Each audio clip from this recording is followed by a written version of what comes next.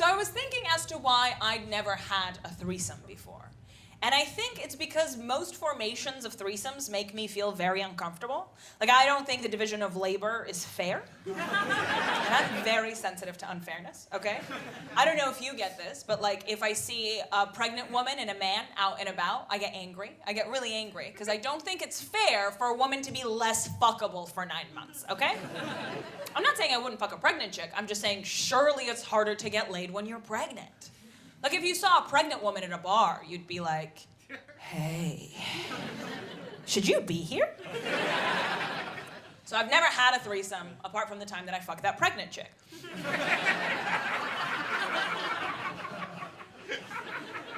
You'll get there. So let's go through every formation of a threesome and talk about why they don't work for me, okay? First, me and 2 straight men. Absolutely not. No, that's too much work for me. Also, straight men one-on-one, there are some good eggs. Straight men in a group, that's how we get Imagine Dragons. Me and 2 women, that's not a threesome, that's a book club, honey. Olga, what about non-binary people? What about gender fluid people? To me, they are superior human beings. With them, there are no rules. They can pass me around like Pete Davidson. Okay, Olga, what about a man and a woman? I'm sorry, there's not a man on the surface of this fucking planet that deserves to watch me fuck a chick? That's a treat, that's a prize. I cannot think of any man that deserves the satisfaction of watching me make love to a woman. No man deserves that prize. Maybe Captain Tom?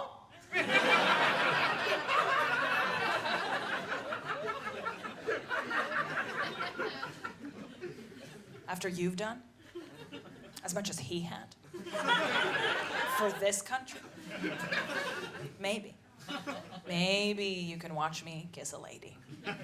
I did this joke to complete silence in Brussels, Belgium, after which I realized that I had to explain the concept of Captain Tom to a room full of unassuming Europeans. And let me tell you, there's no story that gets less and less believable the longer you tell it. I was stuck there on stage sounding like an American drug commercial, okay? I was like, Captain Tom was a war veteran who was walking around in circles in his backyard. He was raising money to treat COVID-19, and when the Tory government found out that he was raising money to treat COVID-19, they decided to give him the job of single-handedly curing COVID-19. No offense to Captain Tom, he did a terrible job. And to thank him for everything he's done for COVID-19, British Airways decided to give him COVID-19 by sending him to the Caribbean, after which he tragically passed.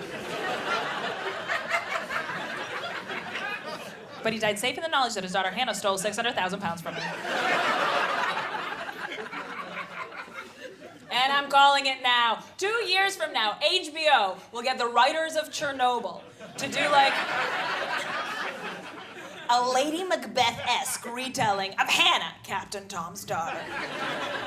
It's the beginning of the pandemic. Hannah's husband loses his job. Hannah has a bright idea. She puts a tripod in front of her father, who's walking around in circles and has no idea what's going on. And at first, they make a little bit of money just to cover the mortgage, maybe some groceries. Hannah's husband's like, babe, that's elder abuse. She's like, who else is gonna pay the mortgage, Chris? They make more money. They have to start a foundation, hire an accountant. Hannah's getting sloppy. Hannah's buying shoes. British Airways flies them out to the Caribbean. By this point, Hannah's too far gone. She's sipping on pina coladas by the pool. She has Captain Tom on the next season of The Masked Singer. They fly back. Captain Tom tragically passes, played beautifully by Eddie Redmayne. The death doesn't stop Hannah. She calls the ABBA hologram people. And if you think I've gone too far, I think we can all collectively agree that Rosamund Pike is going to look beautiful at the Golden Globes. So what I'm trying to say is British Airways killed Captain Tom, so now I can't have a threesome. And there's only one threesome that would work for me. It is a very rare threesome to come by. It is the holy grail of threesomes. And that threesome is me and 2 bisexual men. Because that's a triangle where everybody can entertain everybody, nobody is texting in the corner. Any bisexual men in? Statistically unlikely. Any open-minded straights? Any conservative gays?